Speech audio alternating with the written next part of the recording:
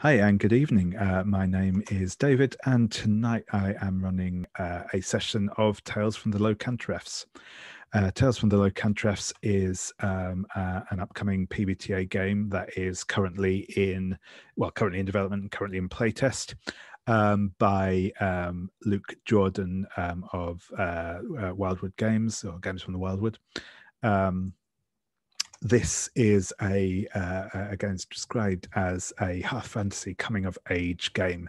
It takes inspiration from, amongst other things, stories like the Chronicles of Prydain, the Earthsea books, and Gathnek's Old Kingdom books. I've only dabbled in most of these series myself. I must admit they weren't sadly staples of my childhood, but I've been enjoying the bits I've been dipping into in preparation for this game. But yeah, the idea in general, this is a game where our players, who will be meeting in a moment, will be playing young adult, teen, tween characters who are living in a world of sort of I described it as like sort of folkloric fantasy. Where there is magic in the world, but it's generally something a bit more scary, a bit more mysterious than say, being in Greyhawk or wherever else. It's a very, or at least the setting, the place where our characters will find themselves, it's a very rural village, almost a day's travel from the next nearest village, and much further from anywhere of any significant size. So that's kind of the vibe we're going for here. This game is arranged through the Gauntlet, which is an online role-playing group. We have a kind of calendar of games like this one that are played online that you can sign up for. You can find out more about that at gauntlet-rpg.com, including as well, we have a number of podcasts, as well as a monthly gaming zine called Codex, which is available to people that back our Patreon on a monthly basis, or mostly monthly basis, and back issues are also available through Drive-Thru-RPG. So you can find out information on all of that at the website, which I'll put a link to below. I'll also put a link to Luke's Twitter, and where you can find out more about this game as it is developed. As I say, it's currently in playtest. It's not easily available, I would say, on the internet at the moment. I'm sure if you get in touch with Luke, you'll be able to get your hands on it. So that is sort of what we're doing, who we are. And the next thing that I will do is just ask our players to introduce themselves, and then tell us a little bit about the character that they will be playing tonight. So I'm going to go in mostly character keeper order with this, with the exception that I will skip back to Bodhi at the end as we meet their character for the first time. So Leah, I'll start with you if that's okay. Yeah, my name is Leah. I'm at Leah Labresco on Twitter, and my character is Laurel, the belle, who's forthright, speaks up. She's the oldest of 4 children. The youngest of 2 are the twins, and just prone to get into trouble by doing what's right and not listening to anyone else. Not unlike Arthur the goat, I suppose. Brilliant. Thank you very much. Good. Just checking I haven't muted myself again. Yeah, brilliant. Thank you.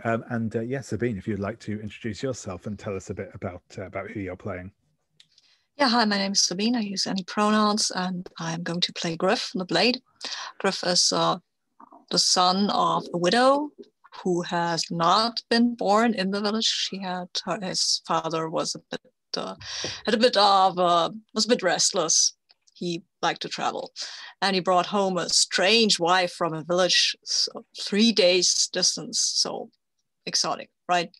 And and his father died. He and his mother try to make do. His mother weaves baskets for the village, but she's an outsider, and she always will be an outsider. That doesn't mean she's starving or anything, but there's this, yes, but you're a stranger even though they lived there all their lives.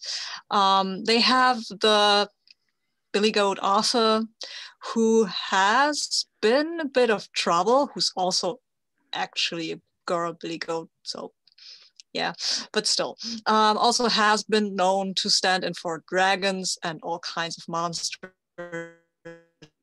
in some childish games, which we wouldn't play anymore, of course, but still, that was a thing. Yeah. Brilliant. Thank you very much. And yeah, as I say, I will call on Anders next if you wouldn't mind. Yeah, I'm Anders, he, him. I will be playing Cari Tanner, she, her. She is the daughter of the village Tanner, as indicated by her name. She has 3 older brothers who helps their father with his work, while she mostly sticks to her mother, who is a weaver, and as well as the Intercessor Nest, who teaches Cari about great trees and all sorts of other topics. She's very concerned with but she's a bit concerned with what's proper and not as much into the wild adventures as the other children, perhaps, but she tags along because they're cool and fun to be around. Brilliant, thank you very much. And yes, last but not least, Bodhi, if you'd like to introduce yourself, and then if you'd like to introduce who you'll be playing tonight, and then I'll have probably a few questions about them as we learn a little more about them before we begin play tonight. So yeah. Cool. So yeah, I'm Bodhi, they, them pronouns, and I'm playing Cord, she, her pronouns, who is also, much to her chagrin, known as Squirrel because she is very small, and she's very quickly come up with family history. She's an only child, raised mostly by her grandmother because her parents are both woodcutters and spend a lot of time kind of out in the woods, coppicing, cutting firewood and the like for the village, and so spends a lot of time with her grandmother. And she is the door of the group and inherited her what do they call it? Inherited her conjurer's key from her great grandfather, who she never knew. So she's kind of working out all this magic stuff herself, with no one particularly to guide her.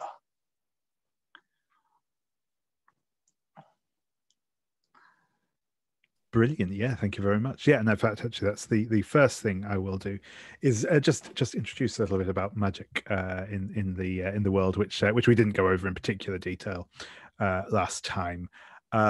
So one of the things, as I sort of mentioned, there is this idea of like folk magic is quite prominent in the world, folk beliefs and the like. In games mechanic terms, these are this can be accessed by using the call on superstition move. So these are the sort of those things that bridge the gap between kind of old wives' tales and minor magics. And any character can invoke an old superstition to learn more about the world, and then potentially achieve some minor effects that way. and this is the sort of like everyday magic that that kind of is sort of in the background of the world. It's not reliable. It's not whether or not it actually is magic or just coincidence. All those sort of questions are very much open. There are, however, 3 types of true magic, to call it that. These are sorry, I've just lost the page that they were on. I was on it a moment ago and then scrolled on in a bad step. But yeah, there are 3 types of magic that are rare in the world, and mostly the stuff of legend and gossip, not stuff that the people in the village certainly have much familiarity with. There is sorcery, which is scary and volatile. It works through fire and smoke and burns up the lives and hearts of those who are born with the spark. Sorcerers are dangerous at best, and no one ever heard of a sorcerer who stayed good.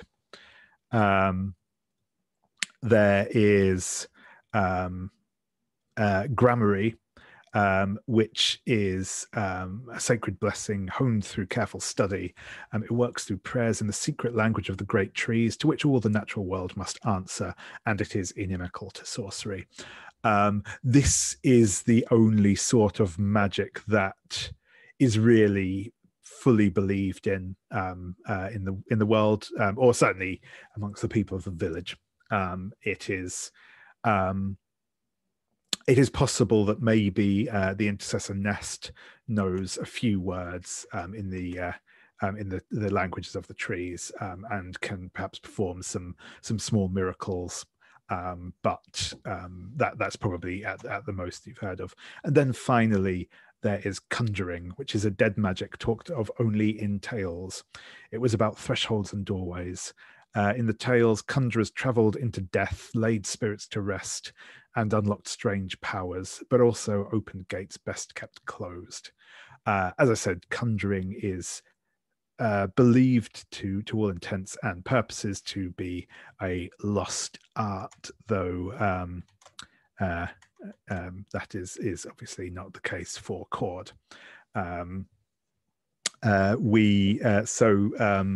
yeah, that is kind of the overall sort of sense of magic in the world. And with that, I do have a couple of questions to follow up with on you. When you so sort of how you've obviously said that you inherited this key from your great grandfather. What was it? Is it a literal inheritance? Was it passed down to you by a member of your family, or is it something that came to you through some other means? I think that it was passed down to me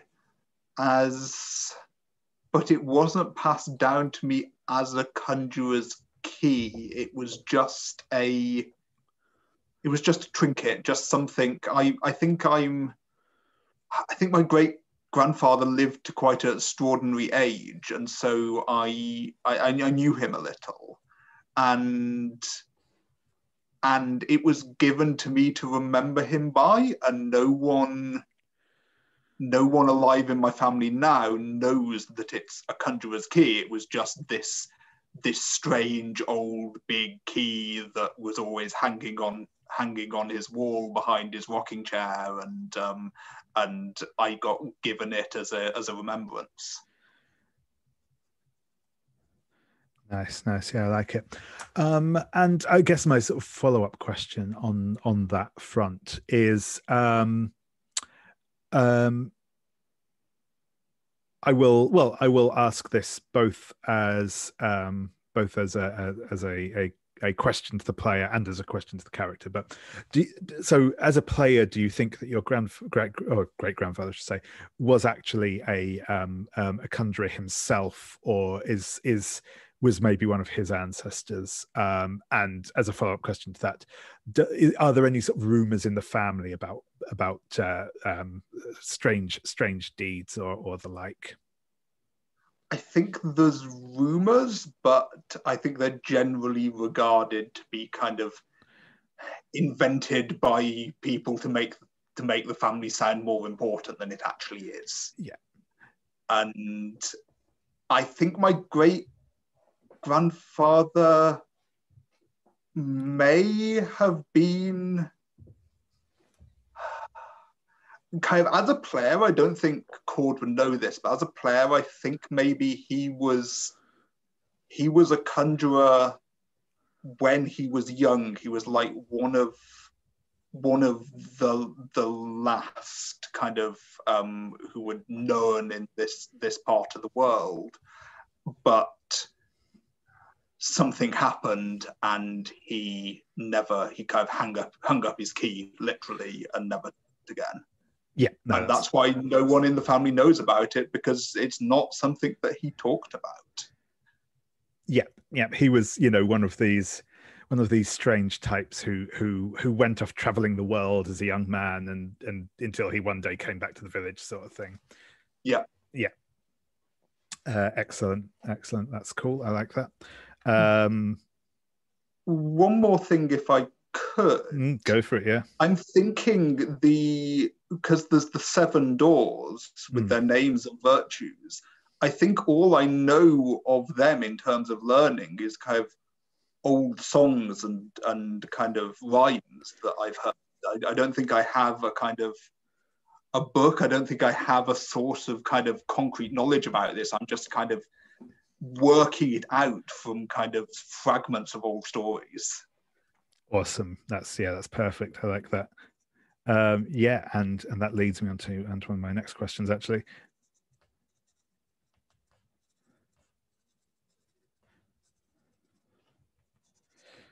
Perfect. Yeah, so just making some notes so I don't forget myself. Awesome. So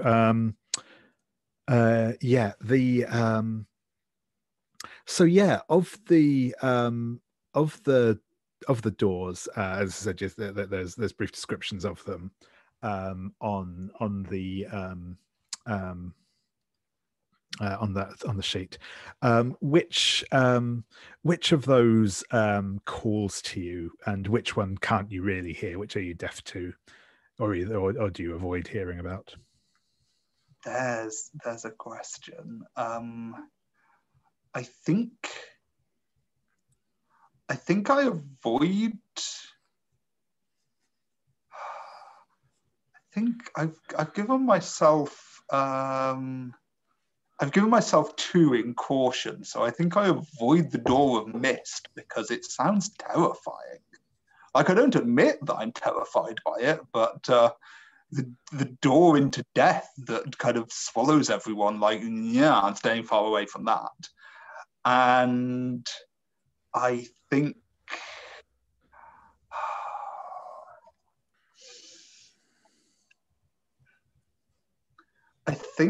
I'm drawn to the door of iron, of binding and setting free. And I think it's more concrete. It seems kind of like I probably don't really, but I kind of feel like I understand it. It's iron, it's solid, it makes sense, and it's not as kind of tricksy as a lot of the doors, particularly the door of mist that I'm staying well away from. Excellent. Yeah, thank you. I like that. And so then a couple more mundane questions after all of that, which is we've already got a good view on like I think on what your family situation is like. So that's cool. Where do you like to go to be alone? It might be somewhere in the village, it may be somewhere outside the village. But yeah, where do you think you go when you want to be alone? I think it is just outside the village, and I think there's a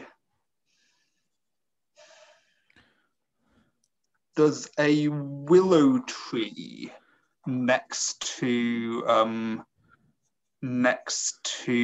a.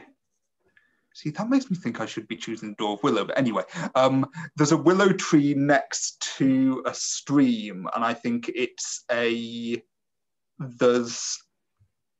kind of screened by other trees, so it's kind of a little bit out of sight from the village, but only kind of one line of trees, or kind of is between it and the village. And there's a nook in one of the branches, a kind of cleft in the branches, that's kind of just the right size for Cord to sit in comfortably, but is too small for all my friends. So it's kind of, I go there alone because I'm the only one who can kind of sit comfortably there. It's kind of, it's for me, it's not for anyone else.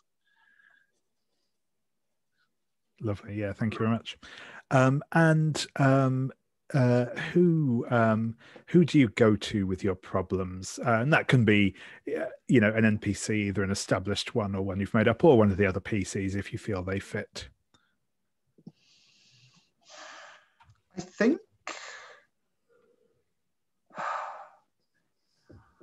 think as far as possible, I avoid going to anyone with my problems. But when I really have to, I think it's got to be my grandmother.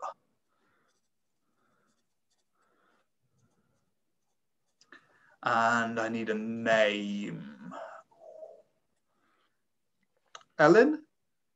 Yep, Ellen. Cool. Oh, and as she is a grandmother, do you think that she sits on the Council of Elders, or is she not interested in that sort of thing? I think that she does. I think that she is, probably mostly retired now, kind of doesn't do it actively so much, maybe has an apprentice, but I think she used to be, and still is to an extent, the village herbalist. So that's hence why I carry some medicinal herbs with me. But cool. I've always seen that as kind of like, having had the Conjurer's Key, kind of herbalism is all kind of very mundane. It's nowhere near as interested as conjuring to me. Excellent. Do you think your grandmother's been trying to teach you herbalism, though, even if you're not the most receptive to it? Yes. Yeah. I think that she's despairing at how kind of scatterbrained and how terrible a student I am. Sure. Lovely. That's perfect. Thank you very much. And the last question that I have for you before we see our companions return to the village is what do you do for fun around here, in particular, like what with the other characters, perhaps, but yeah, what's something that Cord does for fun? I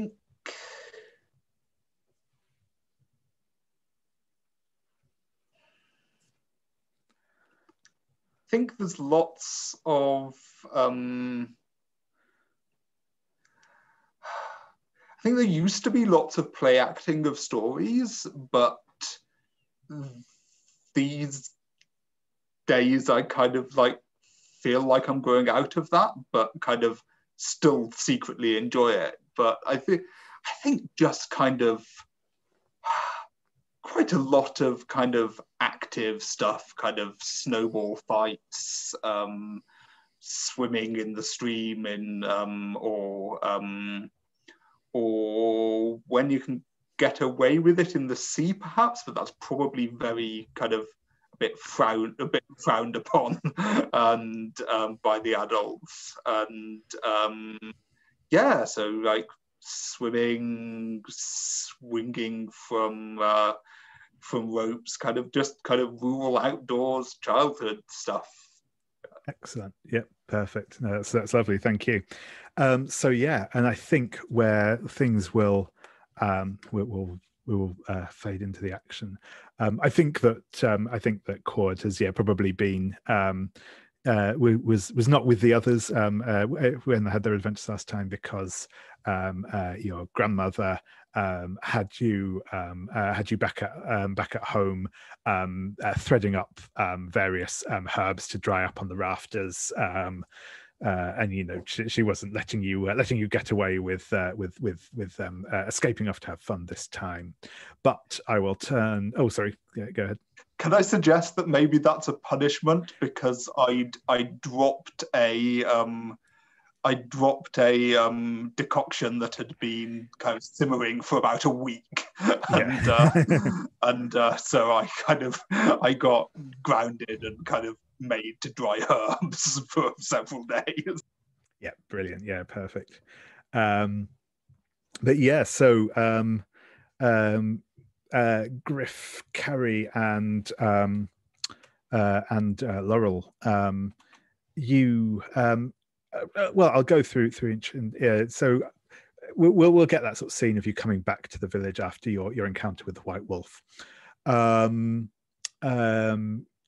Gryf, how do we see you as you sort of come back in? What's Gryf's demeanor like? Gryf's a little tired from the whole fighting a wolf thing, and he's a little worried because there is a large white wolf in the forest, which is not good. And he's a bit elated because he fought a wolf and the wolf ran away. So it's quite a bit of a mix. But I think he will turn to Laurel and ask her to speak to her parents about the wolf thing, because her family is a lot more respected than, but I think the grown-ups should know about the wolf, right? Absolutely. And I'm sure we won't get into trouble for chasing Arthur because we brought him back. Yeah, I mean, Arthur, we've always been going after, and I had to get him back. We won't have any milk if we don't have him. Yeah, I'll make sure we don't get into any trouble. And I agree, the grown-ups need to know about the wolf. They'll probably be proud of us for what we did. Yeah, Gryf is not so sure, but he won't contradict you. I think I want to seek adult help. Yeah, absolutely. I just want to check in with Cari. How is Cari feeling in light of the of this on your return to the village? She's scared because if there are these big wolves out in the forest that can lead to all kinds of problems. She's a bit scared to be in the forest at all. And if there are wolves there, it's actually dangerous and not just scary. Excellent. Yeah, cool. So yeah, Laurel, you are going off to find an adult to report this to. Who do you think that you'll be going to? I mean, I think probably my parents. Yeah, sure thing. So yeah, I think that you get back to the house. So yeah, what sort of like how does your house look or feel, certainly when you sort of get back there? What's it like?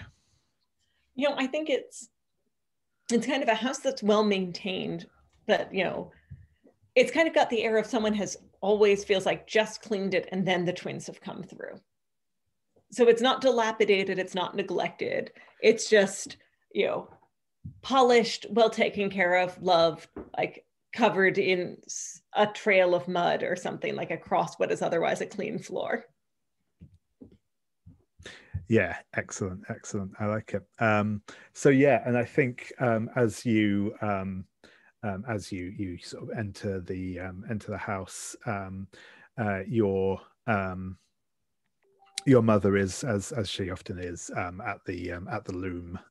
She's weaving some cloth. I think your father's currently got like the couple of big carding brushes, and he's carding out some wool before preparing it to be spun. And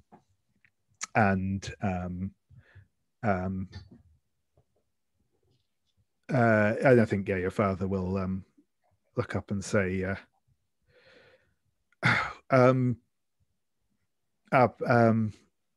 Laurel, could you go and get the twins? They've been up to all sorts of mischief again.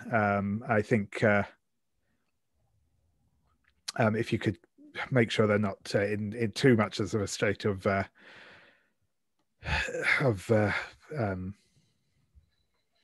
chaos. Yes, that's the word. I can do that, but I need to tell you something first.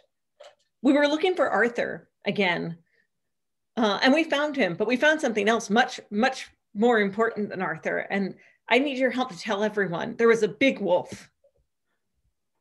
And I think your mother will stop and say, a wolf? Were you out in the forest again? You shouldn't be out there. It's not safe at this time of year. That's why we had to go, because Arthur was in the forest.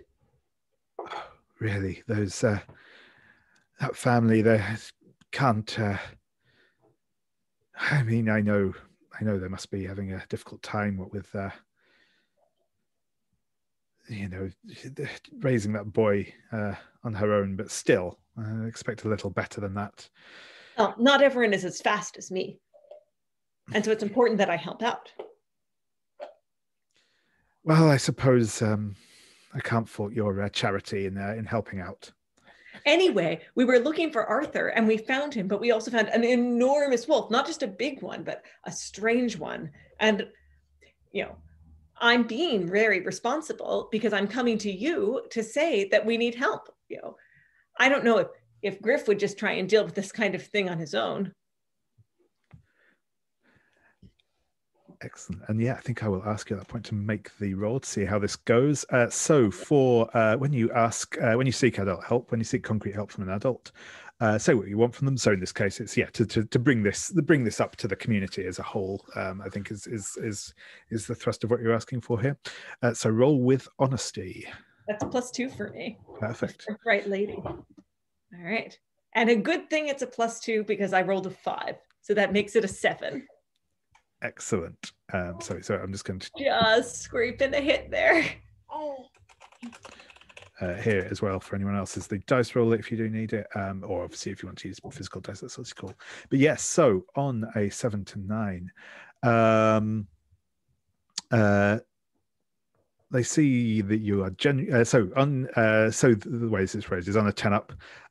They see that you're genuine, and they either pick one. They either give what you ask for if they can, or the next best thing if they can't, or they reveal what's stopping them. So that might be their fear of something, an oath, self-interest, blah blah blah. On the 7 to 9, they can either pick one of those, or that they can pick to help, but only grudgingly and with no shortage of complaints and delays. And I think in this case, I think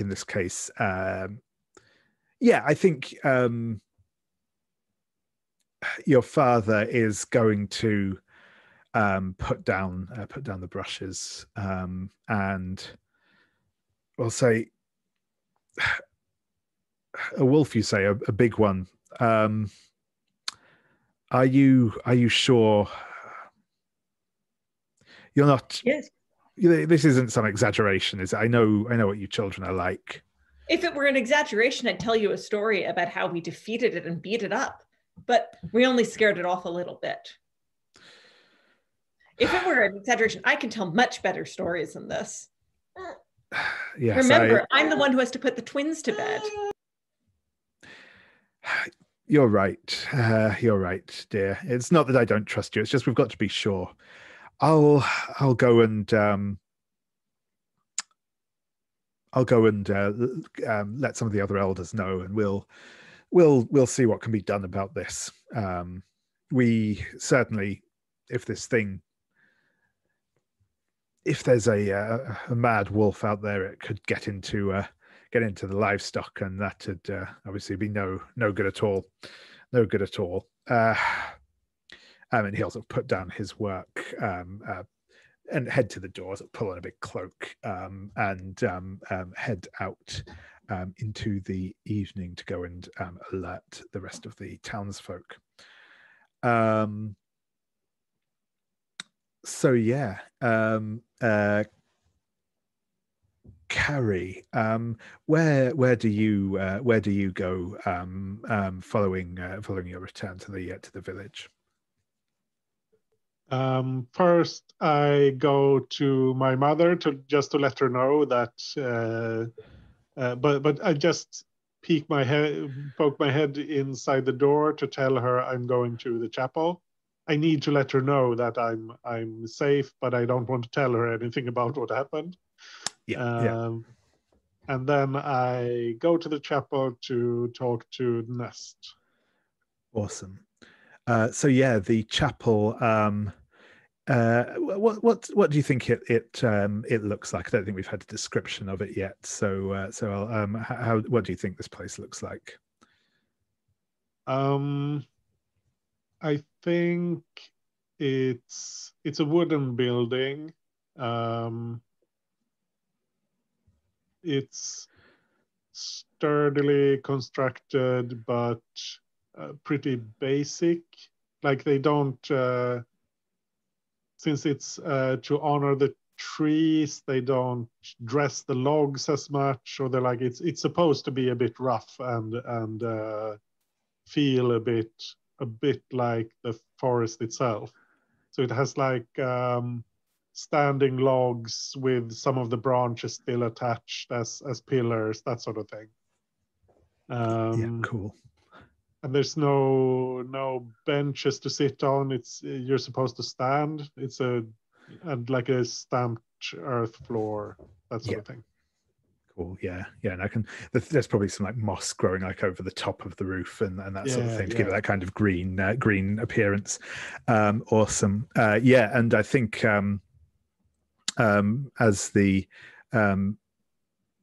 as you enter the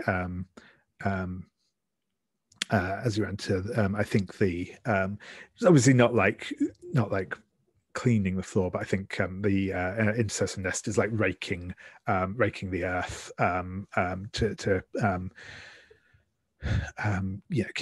keep it tidy, and she will look up and say, it's good to see you, Cari. Do come in. And she sort of finishes the bit of work that she was doing, and then leans the rake up against the wall. Is there anything you needed? Anything I can do for you? Yes, I was with some of the others out in the forest. We were looking for the goat, and there was this really big wolf, and it was white, and it seemed strange. It did seem like a normal wolf. And I'm not sure if it's just a wolf or if it's something else. Excellent.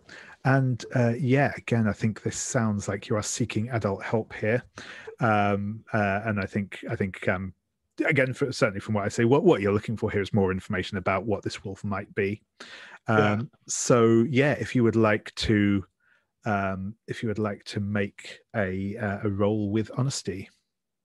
Yeah, I'm good with honesty, so that's that's a 5 after my +2. Excellent. So I think the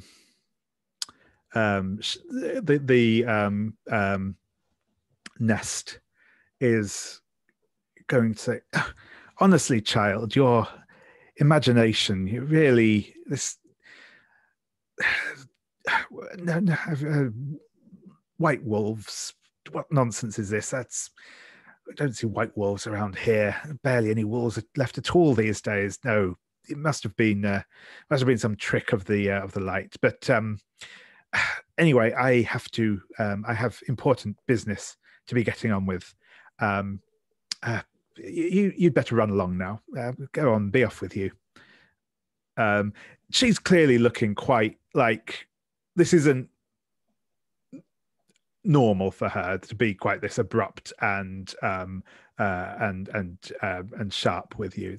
You've definitely hit a nerve here, and I would like you to mark where for that, please, as you've clearly hidden over with her. But yeah, she's clearly, this is not a conversation she is going to have with you.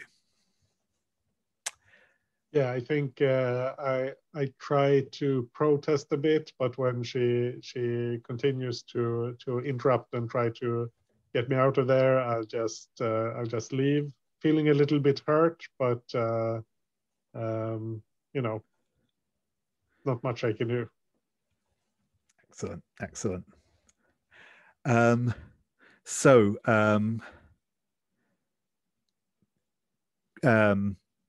Gryf, I think as you return Arthur to the goat pen. No, I don't think we have a goat pen. I think Arthur. It's winter. That's a big part of the problem. I think this lack of a goat pen. No, it's actually. Come on, it's winter and the goat. We don't want to sit the goat out there. A, because wolves. B, because cold. You can't heat a goat pen for just one goat. No. Arthur lives with us.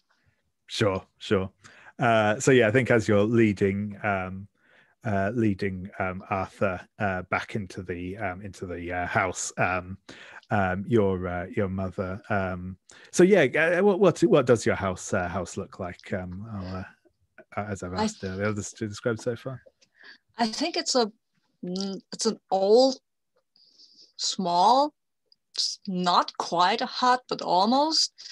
We used to live in a better house when my father was still alive, but his sister took over the house because she had more children and needed more space. So we got this old one, and we tried to keep it clean and fixed everything up. But you can see that this is not an affluent family, right? The fixes are very haphazard, and nothing is really as sturdy as you see in most of the other houses. Yeah, but it's quite inside. It's cozy, right? Because basket weaver, there's lots of sticks and thingies and lots of baskets sitting around, and and also there are some mementos of my father's journeys that are actually quite interesting. And I think when they were younger, the other children liked to come visit me because they could look at these and ask what they were, things like that. So yeah. Awesome. And yeah, your mother sort of looks up as you come in and says, "Oh, good day. You brought him back. Thank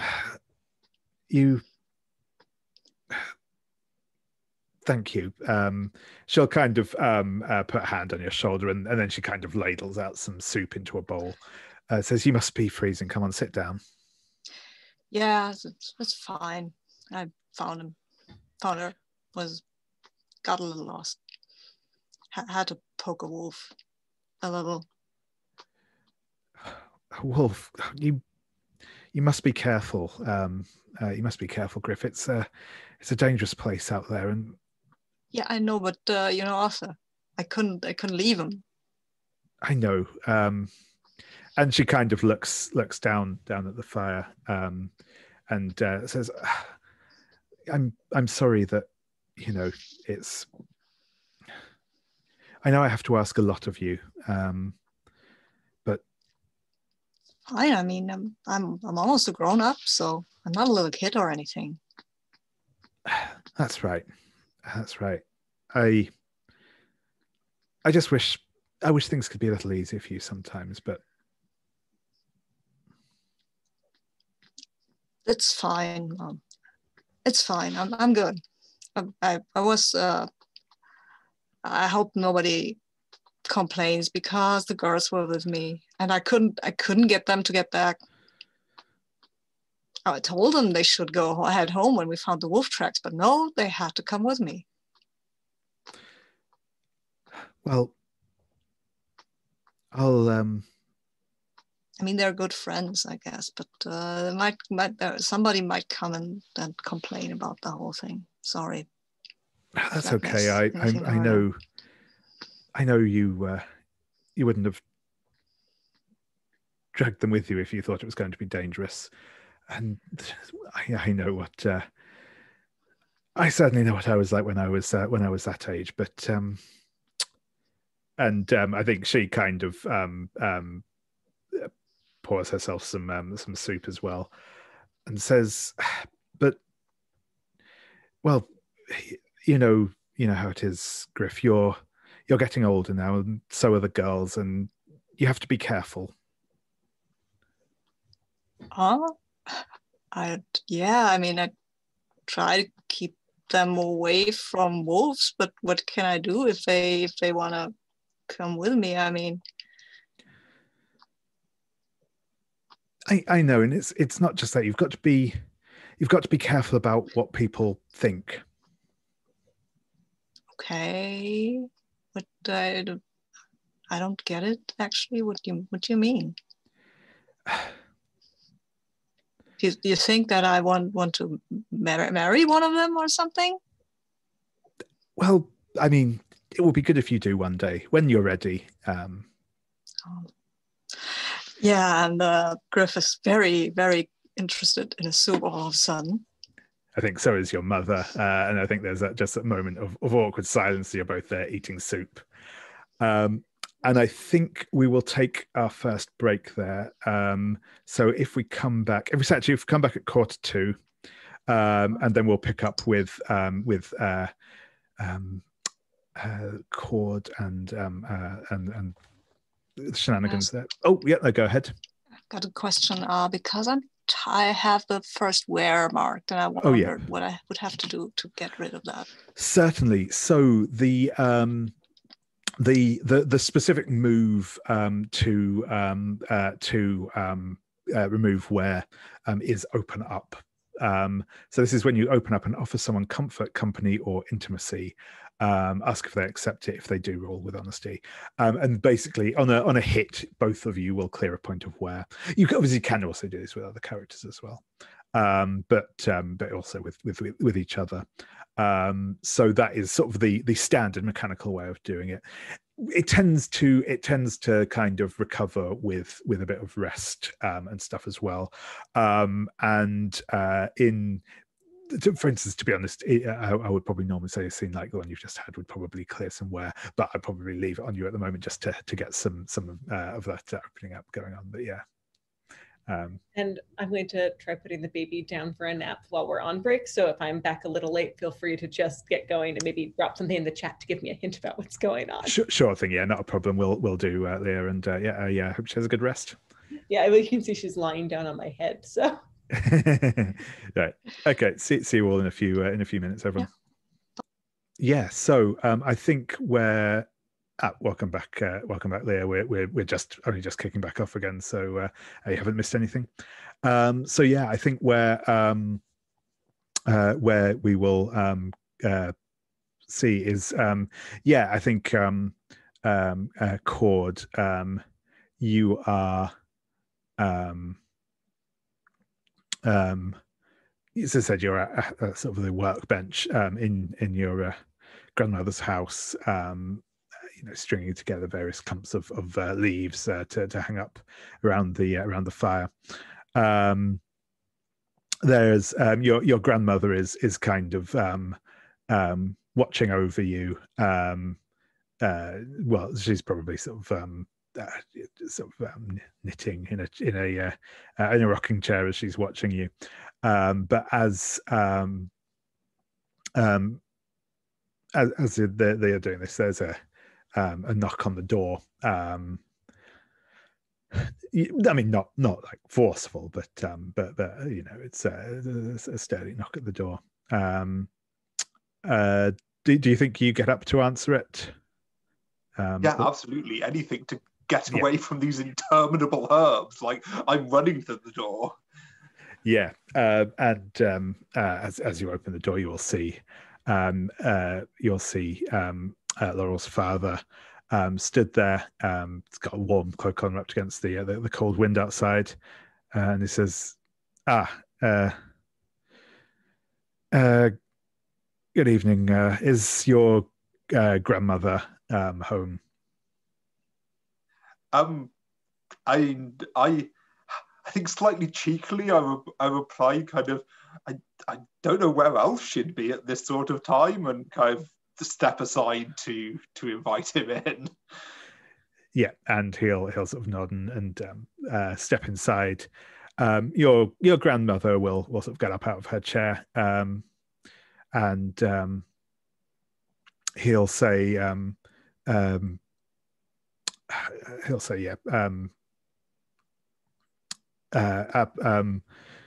I've come on council business.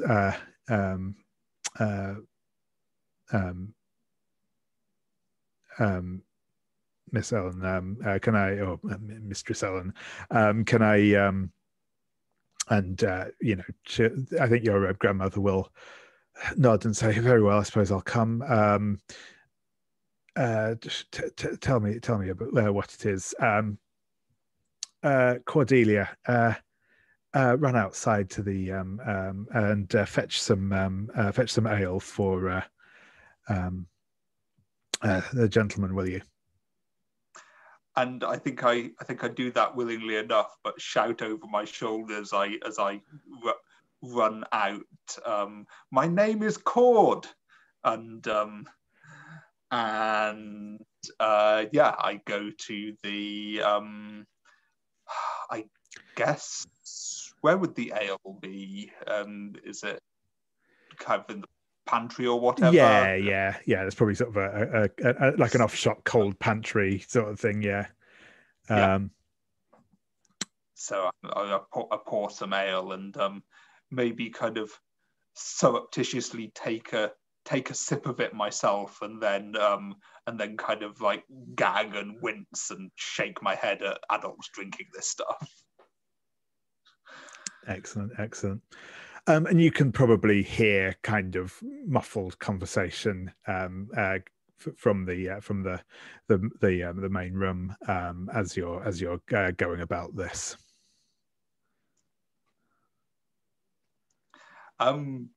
Yeah, I think I pause. Kind of, I'm quite quick. I'm kind of as quick as I can be getting the ale, so I've got kind of excuse to pause for a few seconds at the entrance of the pantry and kind of listen at the door. Yeah, awesome. So I'm just going to check because the two.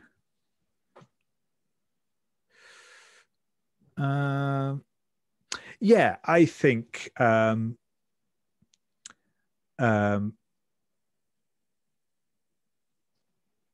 actually this is probably going to be take their measure, as I think this is more about finding out about a person than it is about a fraught situation.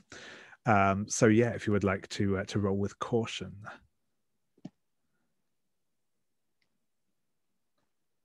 That's a 5 on the roll. I think my caution is 2, if I remember. Yes, so that's a 7. A 7, yeah. So on any hit, you can ask one question from the list in the take their measure move, which is are they interested in me, and if so, why? What burdens do they bear? What about them isn't what it appears to be? What are they afraid of? Can they be trusted to X? Or just can they be trusted at all? or what do they lack? So I guess, well, which of the two are you interested in finding something out about, and which question would you like to ask? Yeah, I'll give you the kind of gist of the. You will get the gist of them talking about that you'll hear Laurel's father say he's heard about that his daughter said she'd seen a big white wolf out in the forest. So that's sort of what you'll just hear through the expediency of listening in. Well, I think I have already figured out what I reckon that they're afraid of. So I think I'm going to ask, what about them in particular? Whose father was it? Laurel's. It was Laurel's father, yes. Yeah. Yep. So I think I'm in particular, what about Laurel's father isn't what it appears to be? Yeah. So I think what the thing, and I suppose this is slightly less about it's maybe about Laurel's father himself that isn't what it appears to be, but he will when he says she's seen this white wolf, he will kind of run a hand through his hair as he's sort of peeking through the latch hole in the door, and he says, I thought we'd put this behind us years ago. I thought we'd driven it off for good, and your grandmother will nod and say, these things are rarely so easy. I will call the other elders. We will see what must be done about this. And yeah, you will definitely get the impression that there is more to this than is being let on. There's definitely fear, and you can hear fear, but also almost a sense of guilt in his voice as well, alongside the fear. So my first instinct is to find kind of I deliver the ale, but I want to go and tell my friends this. I want to particularly go and I guess I probably know from hearing the outline of it that it was Gryf's goat that was prompting all this. So I want to go and find Gryf in particular, Laurel secondarily, and kind of like and tell them that there's more going on than just this new wolf. This wolf isn't new. Like they know that there's a wolf in the forest and they've never told us, and they're expecting that it comes back, and like what's going on, and kind of like I want to share this gossip. Awesome. So I think you will absolutely be able to find Gryf, no problem. I'm going to ask Cari, do you think that you might bump into Cord as she's on her way to Gryf's? As I know, you were leaving the chapel.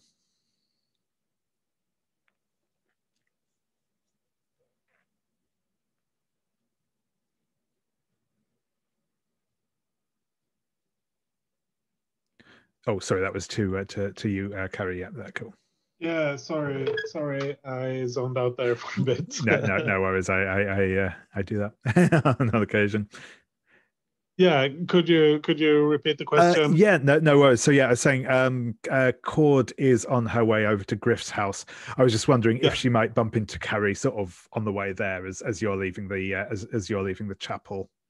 Yeah, probably. Cari doesn't really know where to go. She doesn't want to go work with her mother, and she doesn't want to go home to her brothers and fathers, so she's probably moping around a bit. So yeah.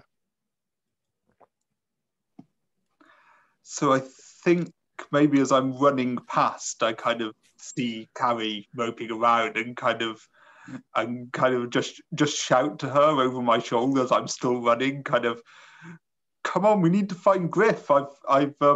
The adults know more than they're letting on. And were you there with the wolf? Kind of tell me about it. Oh, okay.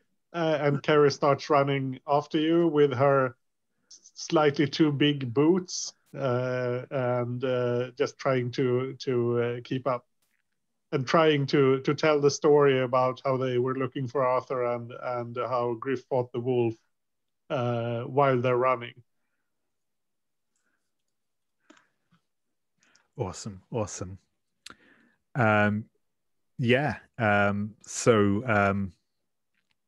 Gryf, I think before too long, whatever you were up to at home is interrupted by the arrival of Cord and Cari. Cord in particular seems to be showing some signs of excitement. I think I was ready to go and look at the traps I set in the forest for rabbits or some such things. But if people come, then the traps will keep. Oh, hi. That wolf you scared off. They knew about it. It's not a new wolf. It's an old wolf. They was Laurel's dad was talking to my grandma, like, and I think I'm speaking far kind of. I think it takes me several times around this for you to be able to get the impression of what happened, because I'm speaking far too fast. Yeah, I'll look to Cari when you do this. Like, what is she going on about? But I'm not interrupting you. Your grandmother is an elder, right? Oh, I've learned that. And I think I am interrupting and saying, yeah, and the Intercessor Nest was the same way. It seemed like she knew something and she wouldn't tell me. So what you're saying is there is some sort of secret that the elders are keeping about this wolf thing? Oh, they're always keeping secrets. When are they not keeping secrets? Yeah, but mostly they're pretty boring secrets, right? Yeah, but they never tell us anything. Well, guess not, no. Okay, so what do we do about it? I mean, last time we tried to figure out that thing with the boat, that was totally harmless and was totally boring. And we got into a lot of trouble for it. That was a boat. That wasn't a wolf. Like, this is bigger. Yeah, that's kind of my point. It was that you weren't there, Cord, you didn't see it. It was a big wolf. It was like, it was like this high, and it had a lot of sharp teeth. I wouldn't want to fight it, really. I surprised it, I guess, when I popped it on the nose, but no, we can't fight the wolf, but we have to know what it is. What it is? It's a wolf. Yeah, but if it's dangerous, if it's just out in the forest, or if maybe it can come into the village, that would be really scary. Yeah, my father was a woods keeper, so I remember stories of harsh winters when the wolves came into the village and tried to take goats and sheep and people. Yeah, that's a scary thought, but it was just the one wolf. We didn't see tracks, and I look at Cord, and we didn't see tracks of a pack, at least. So isn't that odd? Like, I thought that wolves were always in packs. Like, why is there just one? Like, you were saying this is a huge wolf. Kind of, isn't it odd that it's alone? Yeah, I guess. Yeah, Okay, yeah, you're right, I guess. I mean, should we talk to Laurel?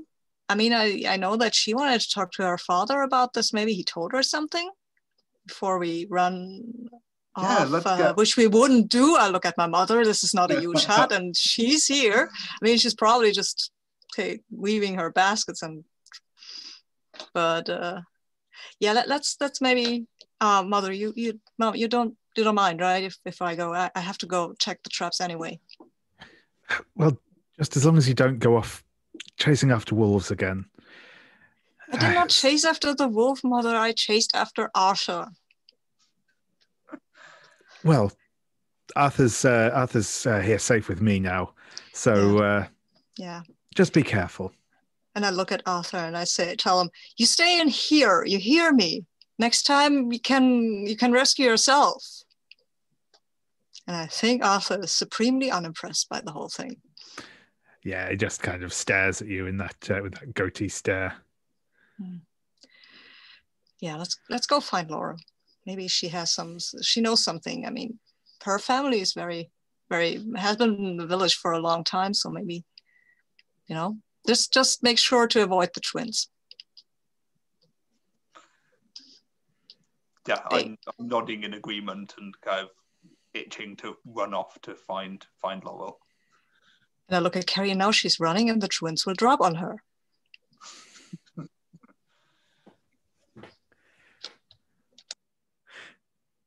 Yeah. So yeah, as the others all make their way to your place, Laurel, what are you doing when they arrive? So I'm giving the twins a bath. And you can picture how that's going, right? Like it's outside. And by the time we get there, like a bath is happening insofar as like both twins are wet. I am wet. I have like one naked twin upside down over my shoulder as I'm chasing like another now muddy twin to try and get him back into the bucket. Excellent.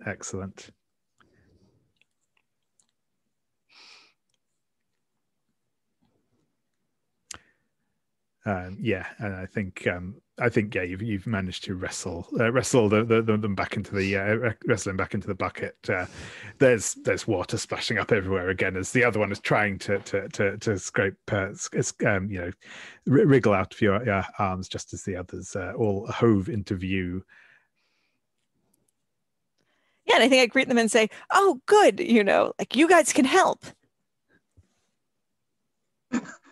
I think I come to a screeching halt and almost fall over, kind of my enthusiasm. As an only child, this is outside of my kind of realm of experience. I'm suddenly kind of like staying very, very far back. I mean, I'm an only child as well, but I mean, I'm not very happy about the thought, but of course, helping Laurel. I mean, sure, I'm willing to try anything. And how hard can it be to bathe a 3-4-year-old? That's probably they're small. I think at the slightest indication that Gryf is up for this, like I just toss the twin I'm holding at you to catch while I scoop up the other one. I'll catch the twin and I say, "Hey, which one are you?" I know no, don't tell me. I know which one you are. You're the dirty one. I'm clean, and point. He's dirty. The one splashing around at the top, who is covered in mud. This one does seem to be relatively clean. If trying desperately to yeah, I can see that you're not. Come on, your feet are a mess. Good news, guys. My dad says he'll talk to the other grown-ups about the wolf. Yeah, he was talking to my grandma. They know something about it that they're not telling us. Like this wolf's been here before, and they're more scared about it than they would be for an ordinary wolf. Like it's odd. We need to find out more. That's so weird. My dad didn't say anything to me. Why did he tell you? The twins. They never say anything to any of us. Like they're always keeping secrets.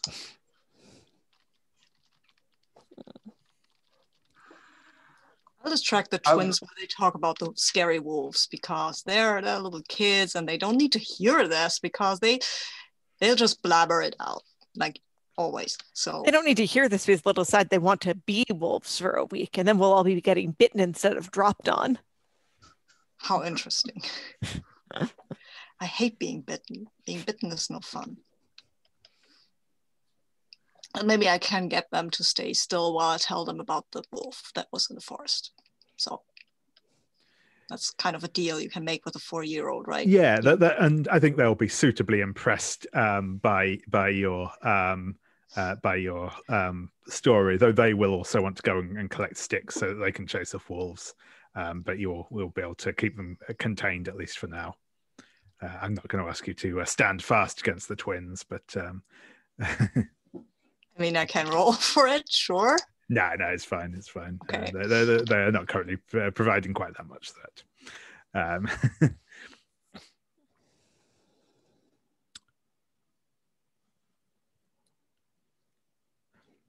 But yeah, I will actually say at this point as well, if there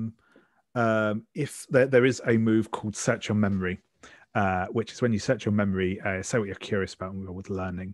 And this can allow you to kind of remember what you might have heard about a subject if anyone thinks this strange wolf is something that they might have heard about before.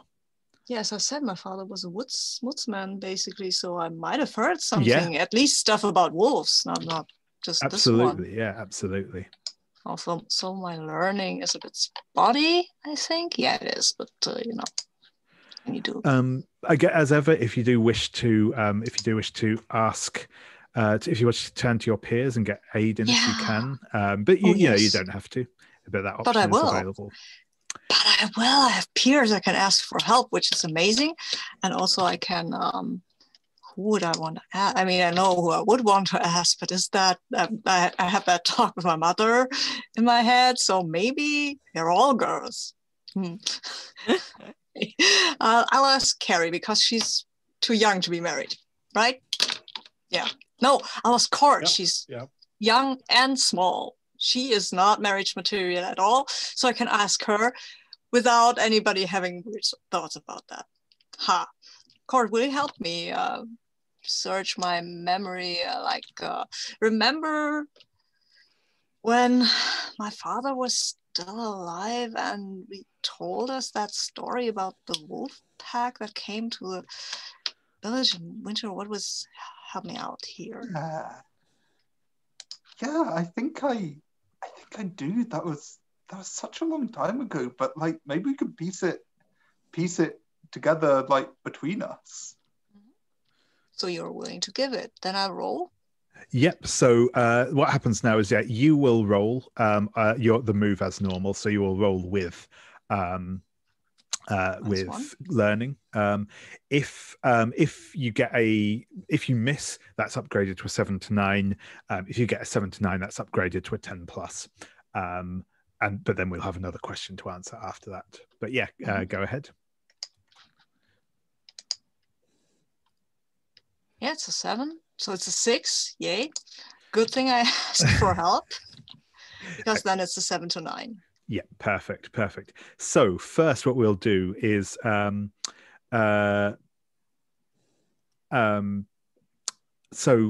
believe, sorry, I always have to pass these ones through my head first. So I think Cord, you get to choose whether they worry, upset, or sorry, I'm trying to get this the right way around.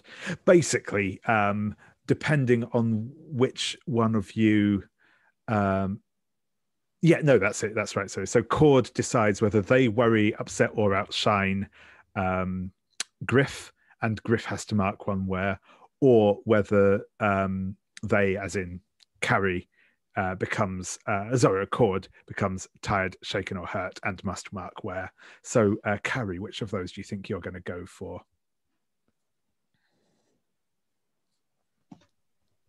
Cord, do you mean? Yes. Oh, yeah. Sorry. Yeah. Sorry. Sorry, two kind of four-letter names beginning with C. So I think I'm going to go with marking where, actually. Yep. Sure thing. And do you want me to have a think about what that looks like in the fiction? Yeah, absolutely. Yeah. I think that up until this point, because Cord hasn't seen the wolf, this is all exciting and not scary. But kind of this story is kind of like a bit of a harrowing one, and I'm kind of like actually realizing that this is actually dangerous, not just exciting dangerous. And so I think that's kind of like I get spooked by that. Awesome. And yes, so with that on,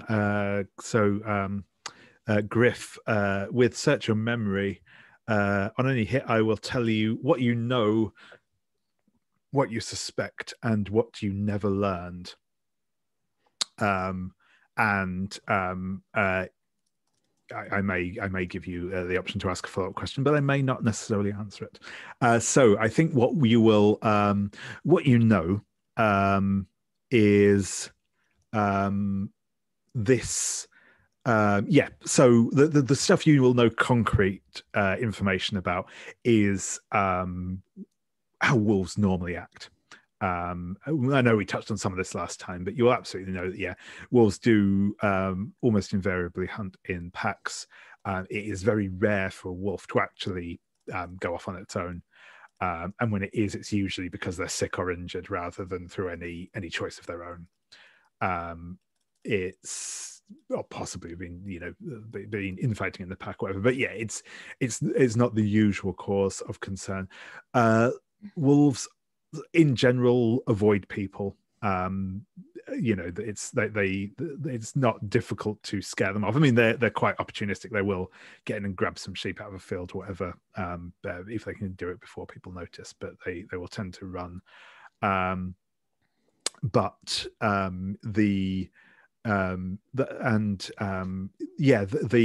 I said, if you saw a wolf on its own, you would certainly expect it to be weak, sickly, probably even. So you do get that thing where sometimes if there is something wrong with them, they will be more likely to lash out at humans, but they're unlikely to actually actively seek humans out. So all of that is the sort of stuff you know, and you know that what this wolf was doing was absolutely out of the ordinary for a wolf. What you suspect is you do remember your father telling you stories about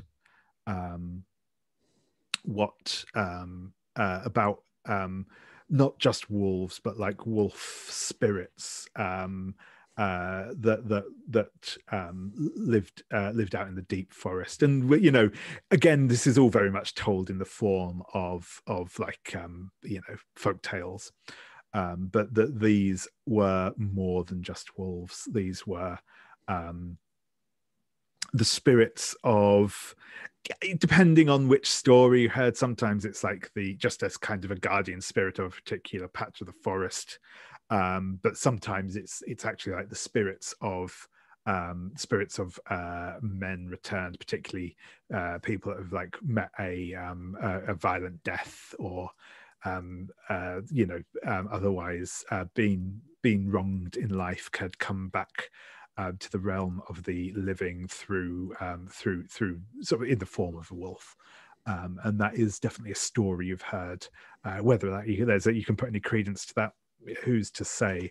And what you never learned is, you never.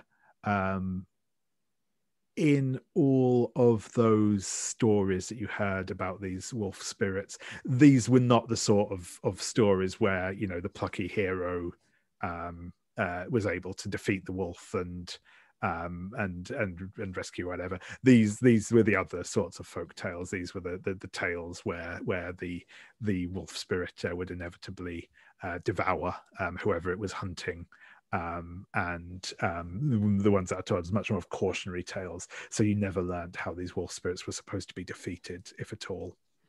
But these wolf spirits, the ghost wolf spirits, or the wolf ghosts, yes, they had a sort of mission. They had a target. They weren't just out in the forest eating goats. They would go and they were after somebody who'd wronged them or something. Yeah, right? Certainly in the stories, that's the case. Yeah. Okay. Yeah. Okay. I believe that this is. I will, of course, relay all of this and totally miss that that Cord is getting upset about the whole thing. I think I'm anxiously kind of fiddling with my conjurer's key, and kind of it's reminding me uncomfortably of stuff about the Door of Mist that I don't like thinking about. And I'm looking at Laurel and to see if she's at least a little bit impressed by the whole thing. I think Laurel's only so impressed because these are stories, right? And we've seen the wolf already. And I think she's saying this a bit to you guys as a bucking up thing. Like, those are all probably stories that people haven't seen it, you know, but we did, and we're all right. You know, so I'm not saying we shouldn't take it seriously. That's why I told Dad, but I don't know. This sounds a little wild. We saw a wolf that indeed was pretty big, but I wouldn't assume there's something more going on. Awesome. I mean, it is unusual. So. I'm just going to jump in briefly and say that definitely sounds like sorry, I'm freezing up on names tonight. Laurel is opening up to someone there. Oh, when you open up and offer someone comfort, company, or intimacy. Was there anyone in particular you were trying to direct that more towards, Laurel? Probably most to Cord, who's like a little uncomfortable because you're thinking about the Door of Mist, right? And I may not know that's what you're thinking about, but I can probably see that you look uncomfortable. Yeah, absolutely. I think I just say, like, look, like, you know, we got away fine, and, you know, not any disrespect to us, but we are kids. So now that the grown-ups know, like, this shouldn't be a big problem. We're just going to have to deal with whatever trouble Arthur gets us into next. Don't worry too much, Cord. I know you didn't see it, so the stories might be more scary for you, but we did all right. So, Cord, do you accept this comfort that Laurel is giving? Yeah, I think I do. It's I think I was getting kind of caught up in my head, because my head is full of kind of, I don't think I speak this out loud, but kind of my head kind of tends to be full of weird magic that no one believes exists, and so like I have a tendency to kind of run with any stuff about weird magic that people don't believe exists and just believe it, because that's been proved right on kind of before for me. So it's I think so I think I do. I think that kind of helps bring me back down to earth. I mean, we'll see how successful it is, I guess. Yeah. Let me take a crack at that roll.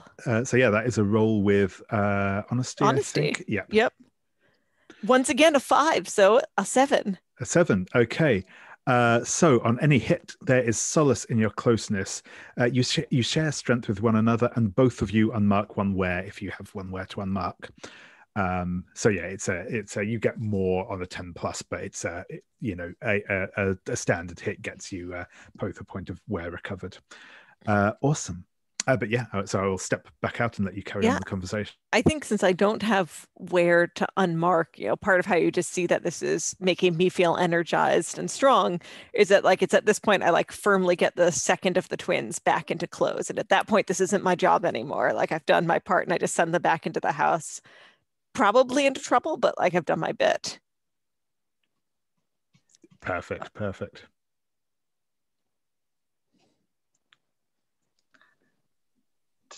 I think I'm just, I think I stopped kind of nervously fiddling with the key. Kind of, I think I wear the key around on a kind of chain around my neck, and kind of like a jewelry chain, not a kind of big chain, but a just nothing kind of precious metals or anything, just kind of out of copper or whatever, and I think I tuck it back inside my clothes, and I don't think I think all of you know that this key can do weird stuff. I don't think any of the adults know. So. Cool. And Cari, how do you think you react to this tale? Is there anything you would like to do? Yeah, I find this story pretty scary, especially with the way Intercessor Nest reacted and tried to not talk about this. So I think I would like to use my pull the thread move, but I'm not sure how I should interpret this. When you turn your gaze to the ungiven future, I'm not sure how to. I'm not sure what that's supposed to be in the fiction. Yeah, so I mean, it's the idea of doing some sort of scrying. I think whether you actually do like a formal, casting of runes or gazing into water or anything like that, or whether this is more just kind of like having a momentary vision. Any of those works. However you'd like to kind of frame that, really, I think. Yeah, I think in this case it's more of a vision. Usually when Cari is actively trying to predict things, she uses her tree runes, but at this point she has all these thoughts swirling around in her head, and she's listening to this story, and I think that sort of triggers something inside her. Awesome. Yeah. So if you'd like to make your roll, so that is a roll with learning. Yeah, and I have a +2 learning. Oh, that's an 8. I hit. So excellent. So yeah, on a 7 to 9, you ask 2 from the list below. Yeah, so obviously, where can I go to uncover the truth about the white wolf? Yeah, so I think I'm going to love this answer, I'm sure. Yeah, so I think that you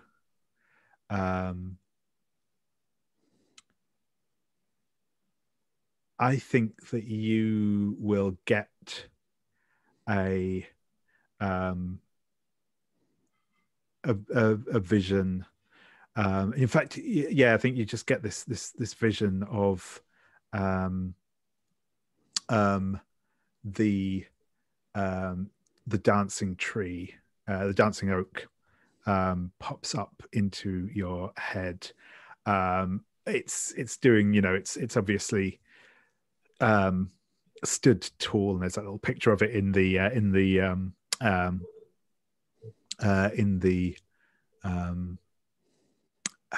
in the village tab on the keeper there. But yeah, it's this tall, stout oak with wide spreading branches. The branches themselves are too big and too thick to really do much dancing in the wind. Some of you'll see kind of it looks much like it does in that picture, that all the leaves are off of it at the minute. You just see the twigs kind of shaking and trembling in the air like fingers raised up. And you see what looks for a moment like a figure dancing underneath the tree until you realize that they are hanging from it by a rope.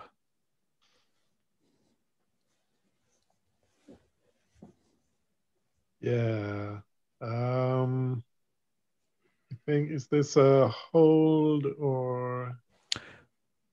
No, yeah, I can ask my question right away. Where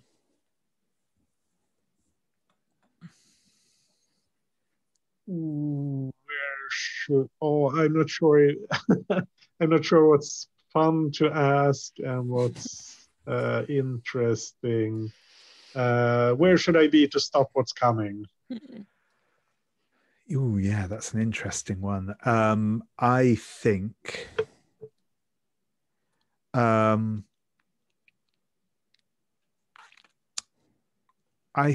it's I think that there is you will get you will, it's almost that, like, and this is not language that would make much sense to you, you get almost that sense of like panning back from this tree until it and the village around it almost not quite fades into nothing, but you definitely get that feeling of being very quite high and quite far away from it. And as you look around yourself, you'll see that you are stood in a stone circle that's clearly up in the lower reaches of the mountains, in a sort of little cleft between two sort of outcroppings of rock. And yeah, there's this. It's not a huge stone circle. I mean, we're not talking like kind of Stonehenge style here. This is more just a few standing stones, worn down and weathered through the years, and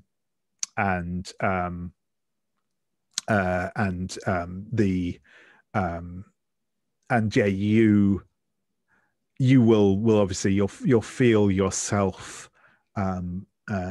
You just feel your own presence in this circle, but you will also notice that Cord is stood in the center of this circle.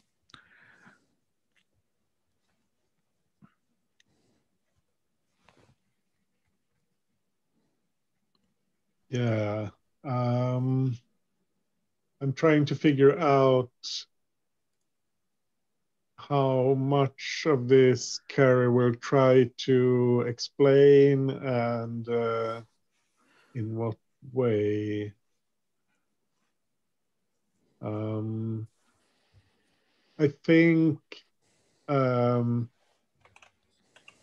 she'll sort of tug on Gryf's on his arm and like say, I think we need to go to the oak. The dancing oak. Okay. I now? think we can. I mean, yeah, maybe. I think we can find something out there. Okay, but that's what time of day is it? For some reason I think it's evening, but I don't know. It's kind of, the sun is going down at this point. You can't go into the forest when it's dark, Cari, unless you say it's really, really important. But I mean.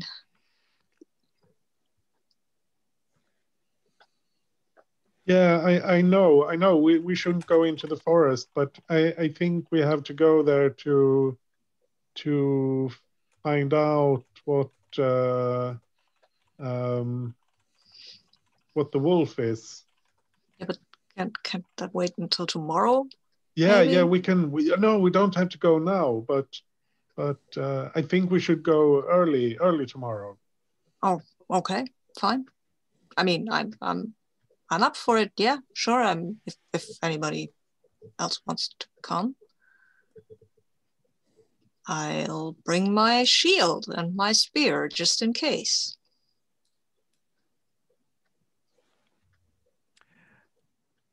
Awesome.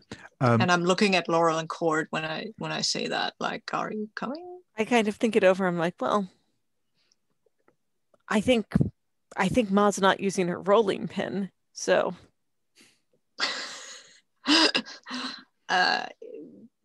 Okay.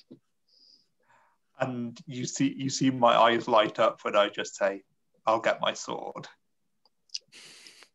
Do you actually know how to use? It's not Gryf asking; it's me asking. Would Cord know? Gryf know how well Cord knows how to use the sword? Oh, and Cord knows nothing beyond kind of stick it towards the thing that you want to stick it hit with the pointy like, end. Yeah. Yeah, stick it with the pointy end. That's the extent of Cord's Okay. sword play. Well, Cord will know that Gryf's skill with a spear are barely existent as well. So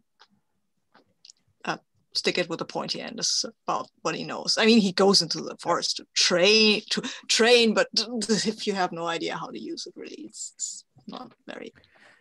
I think Cord, being the daughter of woodcutters, kind of, it's very well maintained, this sword. Kind of, it's pitted because it was found in some ruin somewhere, but it's all the rust's been scrubbed off it. It's very sharp, but kind of, I spend my time polishing it rather than learning how to use it. Fair. Cool. Okay, but sword is better than no sword. Rolling pin is better than no rolling pin. So cool. I think even Laurel says, like, with a meaningful look, you can't accidentally stab yourself with a rolling pin. It was one time. I roll my eye. Brilliant, thank you. And I think, yeah, we'll call our second break there. So again, come back in about 5 minutes time, and we'll pick up. We'll probably skip straight to the next morning, unless anyone has a particular thing they want to do in the evening. But yeah, cool. I'll see you all back in about 5. Yeah, I don't. Okay. Yeah, so welcome back. One thing actually that came up that I also realized I forgot to do at the beginning when I was doing introduction stuff is to quickly go over our safety tools. I won't go through these in detail now, but just because especially we have got a new player with us, and again, apologies for not going over this at the outset. We will be using the X card, so if anything comes up you're not happy with, as ever, feel free to indicate you want to use the X card in whatever way you want. As ever, I'll say voice is probably the quickest way to get my attention. I don't always notice immediately what's going on in the chat or on the screen if I'm looking somewhere else, but so the X card can be used if anything comes up we're not happy with and we want to see gone. And I might ask you to clarify what you want removed, but not to justify why. So if anything comes up, whether that be tonally or sort of safety and content reasons, feel free to point that out and use the X card. We'll also be using script change, which again I won't go into full detail now that I have shared the document in our shared folder with that in full detail. But basically, we've got the pause, which can be used to just call a quick stop in the action for whatever reason, whether that's because someone actually needs to leave the table briefly, or for us to have an out-of-character conversation about something, which we can do on anything, just to clarify that we're all happy with where something is going, that we are happy with what's going on, or if there's a thing we'd like to aim towards in a scene, anything like that, we can use pause to get there. We can use rewind if something has happened that we want to change for because we're not happy with how it started to go and want to step back to an earlier point in the scene and go in a different direction. We can call a rewind for that, or we can call a fast forward if something comes up that we don't want to dwell on and we want to move past, whether that's because we don't want to go into a sort of a gory description of something, or we just feel like some sort of a scene is kind of spinning and not going forwards. We want to kind of move on with it. We can just call a quick fast forward in for that. This we also are playing obviously with Lines and Veils. I'm just mentioning this now because we just had a quick discussion because one of the description of sort of the execution site was something that touches on one of the veils we've got set up. So we've just had a bit of a discussion about that off camera for anyone who is watching this. And that also reminded me that I had forgotten to do that. So apologies everyone for that. I usually try and do that out at the outset, but we are there now. Cool. So that is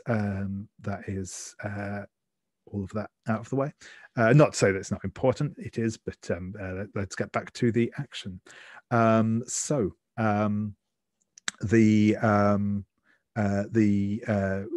morning will find you. It's cold.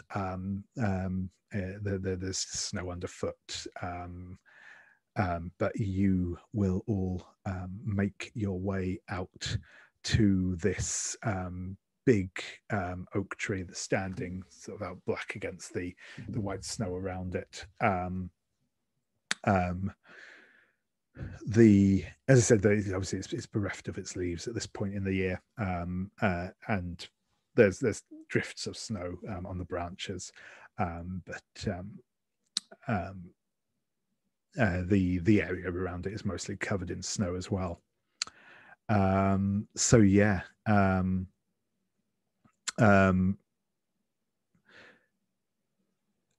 So I guess I'm going to ask who is kind of taking the lead here. I mean, I have a shield. I'm kind of looking to Cord as the person who brought this up. Whether or not Cord wants to be in front. I think that, I think that would kind of like unnaturally be someone who would want to be in front. So yeah, I'm happy to kind of take the lead there. I'm aware that I've had quite a lot of, as a player, I'm aware I've had quite a lot of spotlight, so I don't want to kind of take more of that, but at a character level, it makes sense. So I'm happy to. I mean, I think what Gryf would not be happy to have Cord take the first step into the woods because she's tiny. Tell him where to step. Hates being reminded of that, so I think like that would make her even more kind of determined to take the lead. Yeah, but remember how big these wolves are. They would eat you with one swallow, right? And I kind of wave my sword in one hand and my key in the other, and they would never get the chance. Gryf, would you say that you are calling Cord out here? What would that mean? You have a move called Call Out. It's when you challenge someone's actions, say if it's their honor or their sense that you doubt. Call Out. It's their sense that I doubt. Yeah. Yeah. Cool. I do. I do. Absolutely. So I doubt her sense because I mean, yesterday she was pretty scared of those wolves, and I'm starting to doubt Laurel's sense as well because. First, she's like, "Oh no, that wolf is harmless," and then she's like, "Cord, take the lead." Yeah, that no, I would have call out to Cord basically because, kind of, yeah. So that's a 7. Okay, yeah. So yes, on the 7 to 9, they'll hear your words, but they have their doubts. They'll make excuses, give justifications, pass off responsibility, or try and divert you, unless one of your companions backs you up. Well, I guess they won't. So that means that it's basically a fail. Okay. So, go on. So yeah, but I think I think this is probably not an expressly sort of on reading. It's probably a move that's more aimed at NPCs. But I think this is still so. Yeah, I think Cord. I think you'll obviously you'll hear the words, but you're not convinced by them. But if one of your other companions also kind of joins in with what Gryf is saying, then that's probably something you'll take a bit more to heart. Does that sound fair? Yeah, absolutely. I think I'd be kind of mock, but kind of actually semi-seriously offended at being doubted. But if someone else kind of backed Gryf up, I would kind of grudgingly kind of be co-lead with someone. Like I wouldn't kind of go behind, but I'd kind of like, we're kids. I imagine there's room for kind of like two of us to walk side by side on the path. So it's I'd kind of lead with somebody, but I wouldn't kind of be content being pushed to the back. Awesome, yeah. Cari. I think Cari will tell Cord, like, if you let Gryf go in front, he'll make good tracks you can follow. He'll make it easier to walk through the snow. Like he's got big feet. He'll make steps you can step in. I don't need to walk in anybody's tracks, but if you want to kind of go ahead with me, like I'm not stopping you, and I kind of very deliberately go out of my way to avoid ever walking in Gryf's footprints at this point. Well, even where it would be the most convenient thing to do, I step aside from them. I'm just okay. You know what? You lead. Get eaten by the wolf. I don't care. Because right now I feel that Gryf is like, okay, if she wants to be totally unreasonable, if everybody wants to be totally unreasonable, fine, go ahead, do it your way. Yeah, I pop up at this point and go like, guys, none of us are going to get eaten by the wolf. You know, that's ridiculous. Gryf, you should take that back. And I look at you and I say, Laurel, this is a huge wolf. Wolves attack. This is not a normal wolf. I know you don't want to understand this, but this is it's dangerous. You saw that thing and you think it wasn't dangerous, really? I think I say, I know it's dangerous. It's a wolf. I'm just saying it doesn't have to be more than a wolf. We don't have to be extra afraid of it to be safe. But the more dangerous you think it is, Gryf, the more we all have to work together and not fight with each other or get into petty arguments. So if you think it's dangerous, you need to work well with all the rest of us. And I'm giving you advice. Do you want to hear it?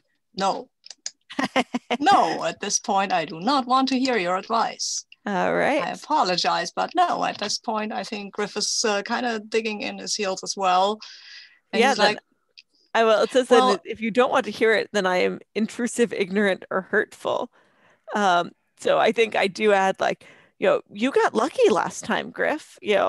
It takes all of us together to stay safe, and we all put ourselves in danger for you and didn't complain, but you have to treat us with the same when exactly did you, hey, I asked you to go back, Laurel, just to remind you. I asked you to go back and you wouldn't. You wanted to drag to come along. That's fine, but don't make this something that's on me.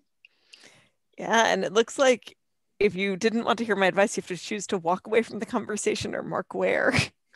I will mark away from the conversation.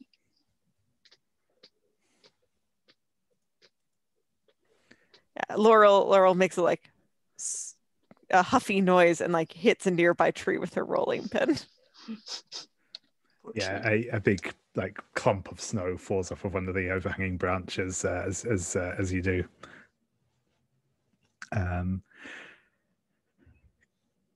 Cari, I think at this point it's probably looking like. I mean, to the extent that everyone's still going towards the same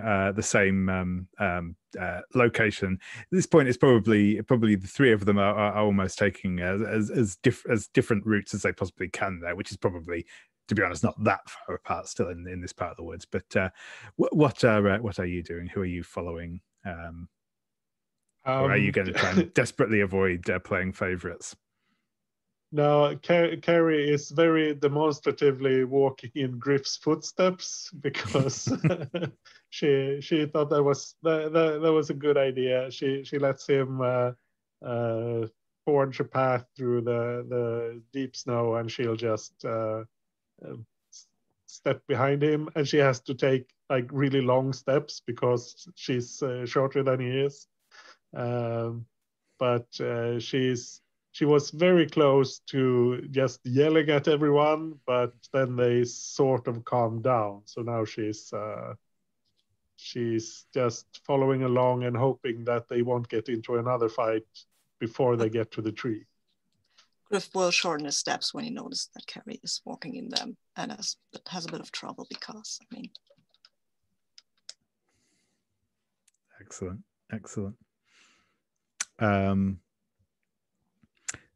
So yeah, I think there's probably one of those like slightly awkward silences for as long as the group eventually make your way to this big clearing where the dancing oak stands, can I keep a lookout for tracks while we go there? Absolutely. There is something called Give Your Attention, I think. That is right. Yep. I would like to see if there are any tracks around here. Sure thing. That's with caution, right? It is. Yep. Okay, that's not so bad, I guess. Oh, I've rolled a 12. Wow. Perfect. So on a 12, on a 10 up, you get to ask 3 questions from the list. Ooh. Nice. What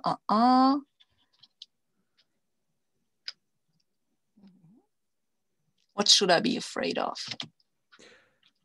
Yeah. I mean, in that way, are there tracks of anything?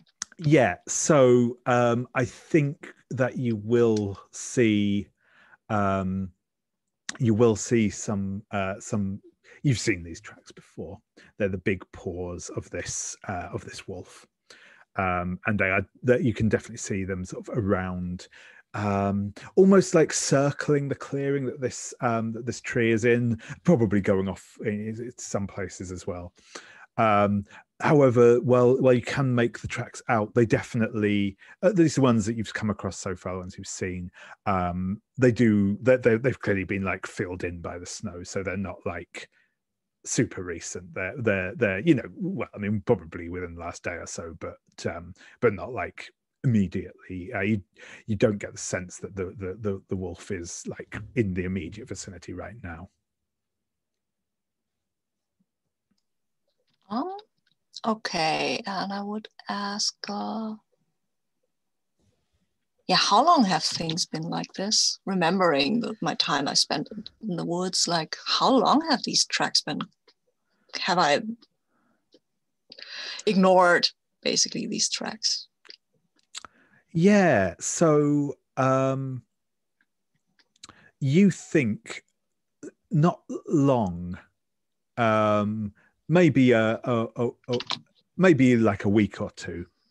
You think potentially, certainly, based on like the last time you came out this way.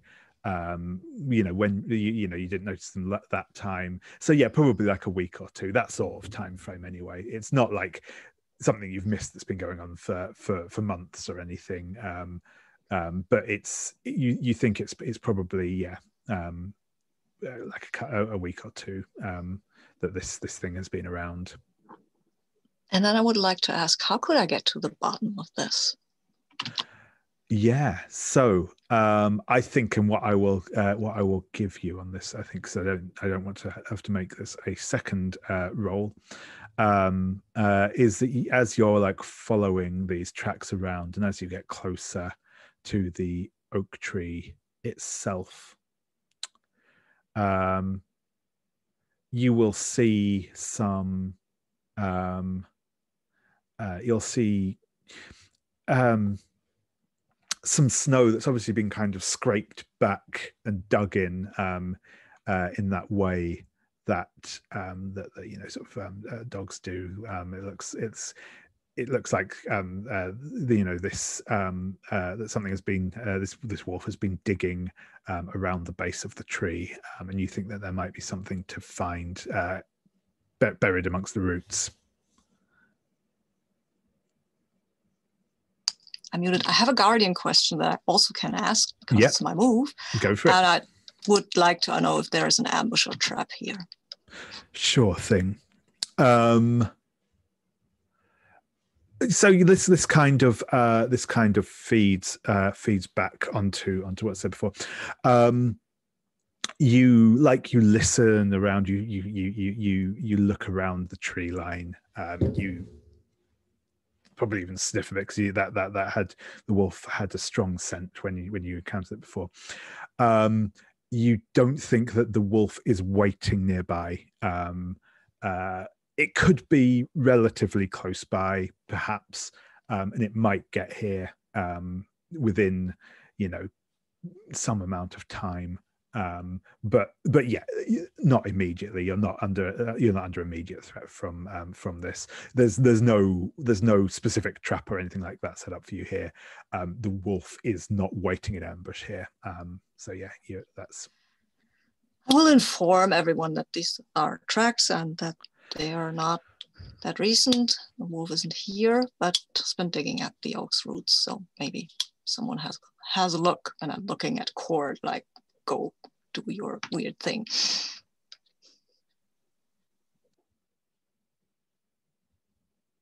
And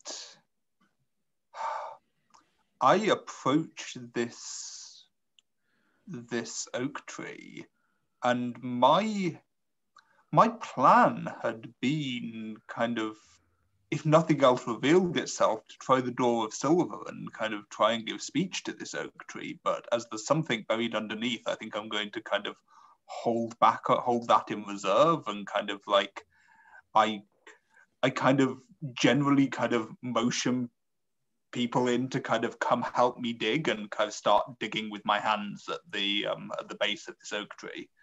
Yeah, and Laurel's definitely there to help, whether just as positioning or if you want to trigger the help move. Cool. I'm looking because at Cord isn't a big jerk. I'm looking at what move this would be. Would this be give your attention? It can. It could be.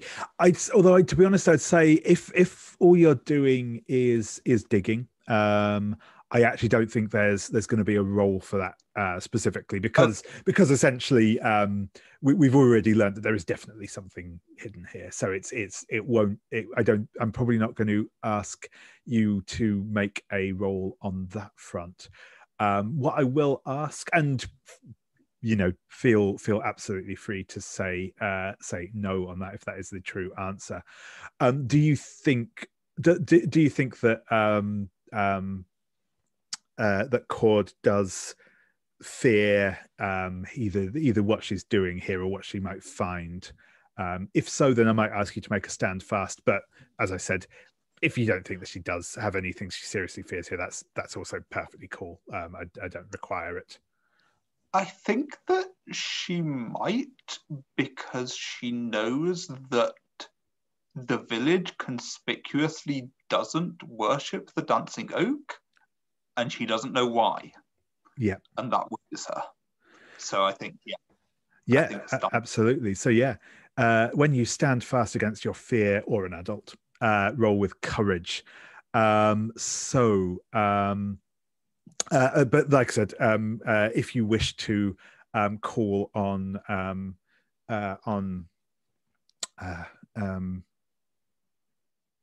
Laurel's assistance to this, you may, but again, you do not have to if you don't want to. Yeah, I think I'd like to. Yeah, sure thing. So yeah, if you would like to roll, and we'll see how this goes, and then we'll deal with the turn to your peers roll and see what comes from that. Okay, so I get an 8 on that with a 0 on courage, so that's just an 8. And so that will go up to a 10 plus. So that is fine. So you'll steal your nerve and wrestle down your terror, and also you get to ask me what opportunity you can find here. We'll come back to that in a second. And so yeah, Laurel, does Cord worry, upset, or outshine you? If so, you must mark where. Or does or do you? Sorry. Which direction are the they and the you here? Yeah, I keep getting this one the wrong way around. So I will just put names in. It makes it easier. So Laurel, I say when I can remember them. So Laurel, do you worry, upset, or outshine Cord? If so, Cord must mark where. Or does Laurel become tired, shaken, or hurt, and therefore mark where?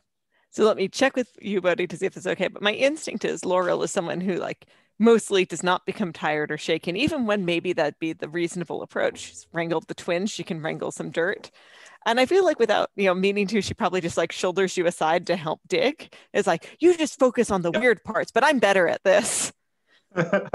yeah, that makes perfect sense. Yeah, and I'm very happy to mark where I have been kind of herring off and kind of perhaps kind of with inadvisable enthusiasm. So I think that seems appropriate.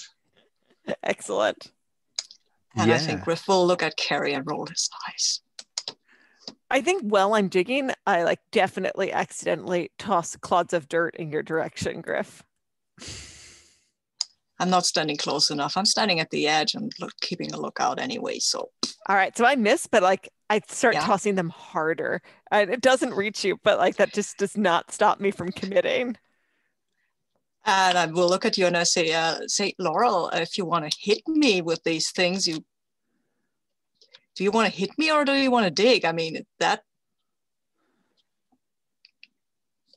feels kind of you're not doing either very well. You're not helping at all. No, I'm keeping watch in case the wolf comes back. Excellent. And after a short while, well, it'll probably be a little while digging. You probably do actually have to get a fallen branch, a couple of fallen branches to help dig through, because the ground is quite hard from the frost and snow. But you do manage to break through, and you kind of your hands are going down into the soil around the tree, and you get that kind of, you can feel these big thick roots tunneling through the earth, but you feel something that for a moment you think is another route, but it's too smooth and too well, not shiny, but it's certainly smooth, and you will realize that a few feet below a couple of feet below the tree, and actually entangled within the roots of the tree, is a human skeleton, and around the skeleton's neck is an amulet of some sort. It looks to be an amulet actually stamped out of metal. Probably just copper or bronze, something like that. Not hugely rich, but it is stamped with a sigil of some sort on it that looks strange to your eyes. It's also that's wrapped around here. So this you will, this is clearly sort of obviously something, this, you get the sense that this necklace is something important. This is sort of what you have found. But the other opportunity that I will give you for the 10+ on the stand fast roll is that this is clearly a place where death has had some hold. Cord, if you do wish to try and channel a spirit here or something like that, you definitely think that is something you could potentially do. Again, you don't have to, but that is an option that's on the table.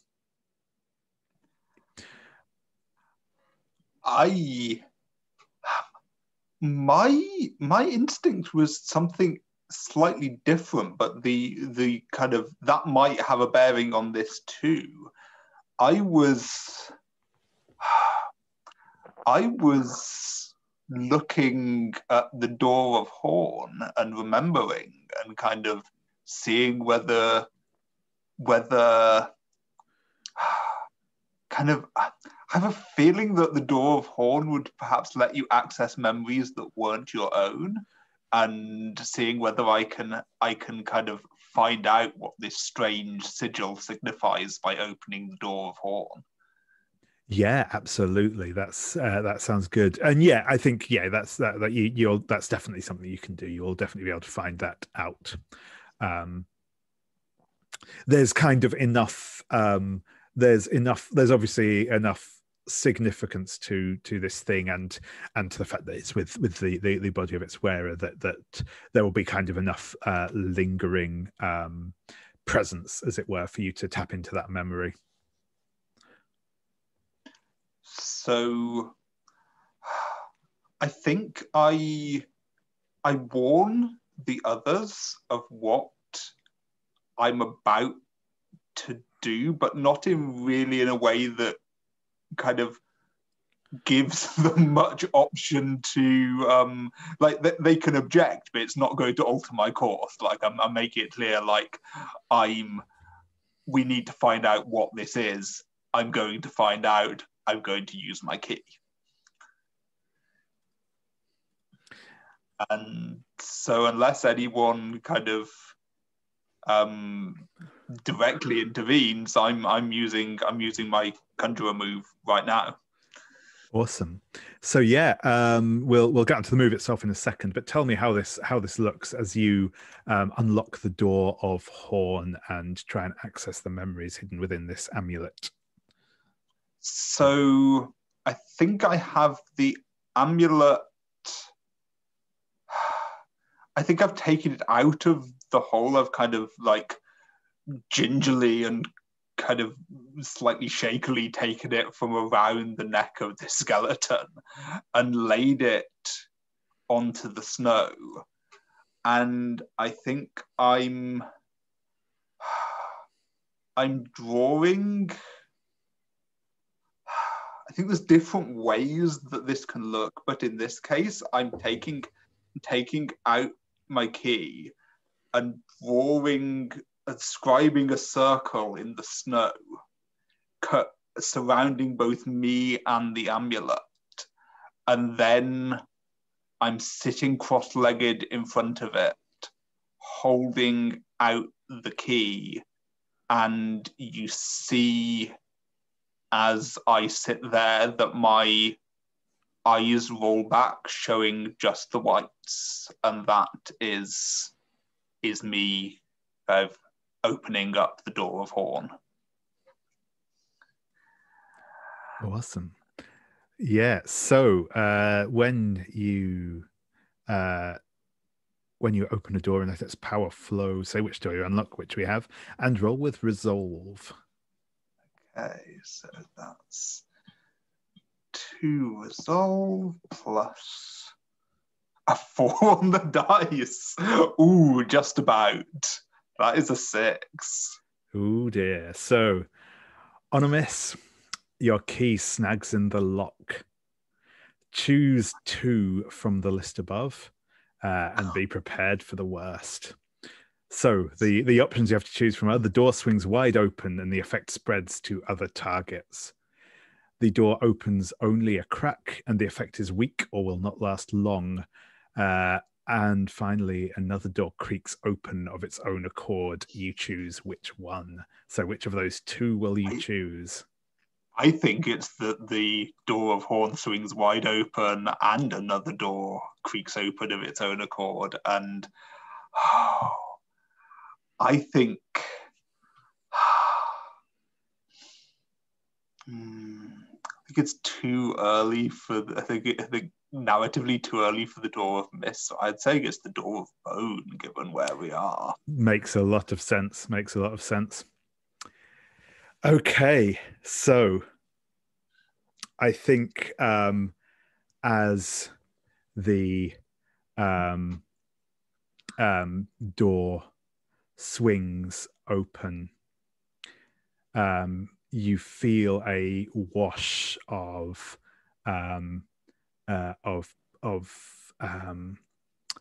power over you all.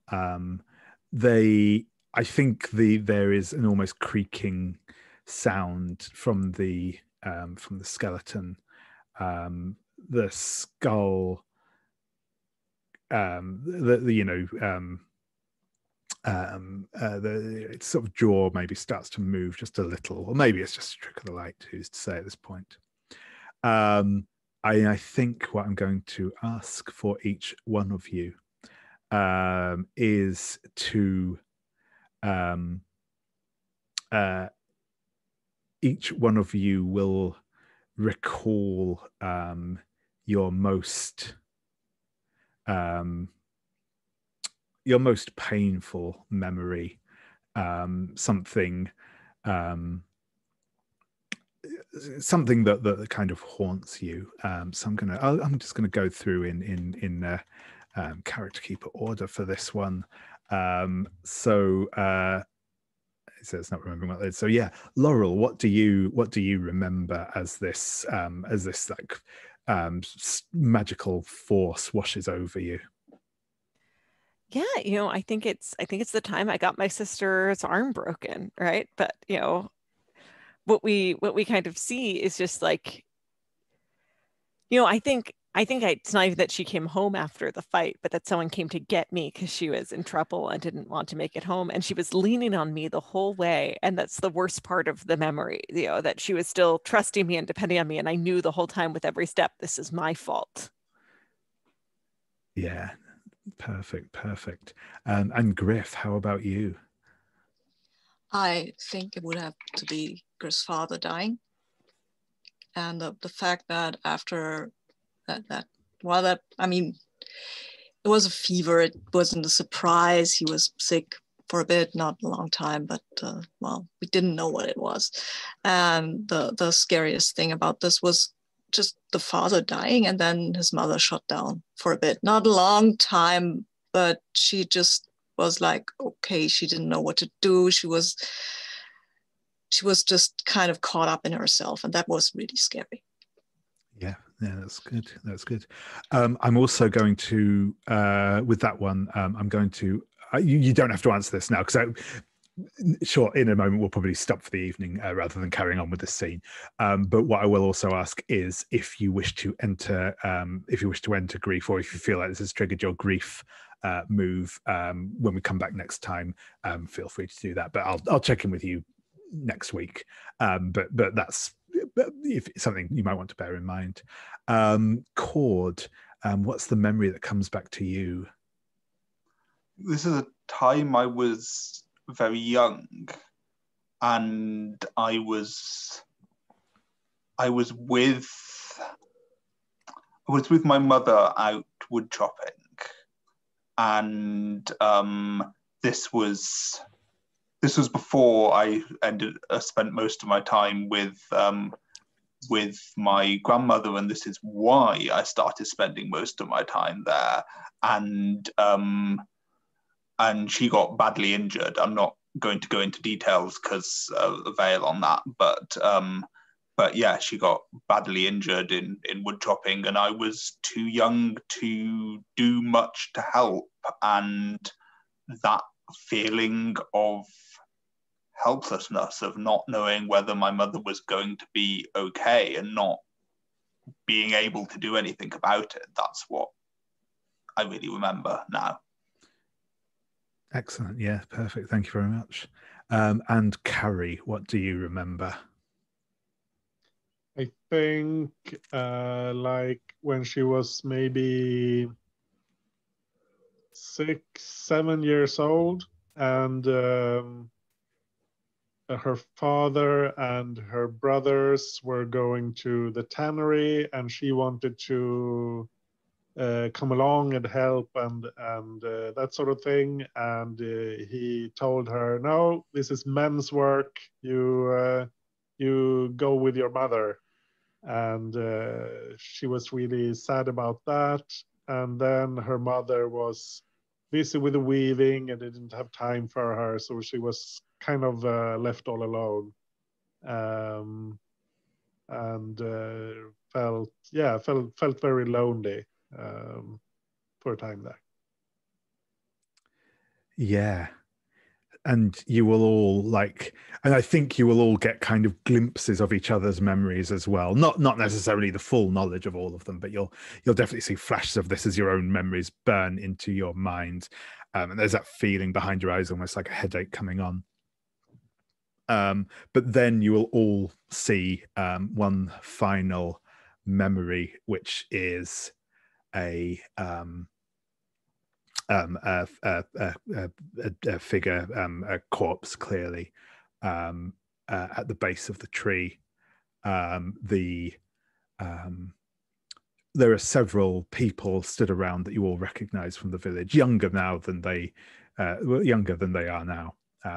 This is probably 20, maybe even 30 years ago. And you will see a much younger Intercessor Nest. She's in fact with probably an older intercessor as well, and Nest watches on as the intercessor, the older intercessor, puts this chain around the neck of the body and fastens it in place before they lower it into a grave and begin to bury it. And then as that kind of vision fades from all of your mind's eye, you will snap back into the present. And there is a figure that looks very much like, in fact, the corpse that was buried, stood or hovering above the hole in the ground. Their skin is translucent and pale, literally translucent. You can kind of see the tree behind them. They have a big, long, flowing mane of white hair and an orange tint to their eyes, and they'll say, "Why, thank you, children. I have dwelt here far too long. But now it seems I have my freedom, and I have you to thank for it." And he will offer a very courtly, and yet you can tell it's mocking bow to you all. And says, "Well, I shall keep you no longer. I have much to do." And with that, they will just evaporate, seemingly into nothing. And there's just like a sudden swirl of cold air that whisks up a few flakes of snow in it and disperses on the wind. And that's where we will leave things for the evening. Thank you very much, everyone. That was a lot of fun. I will stop our recording now.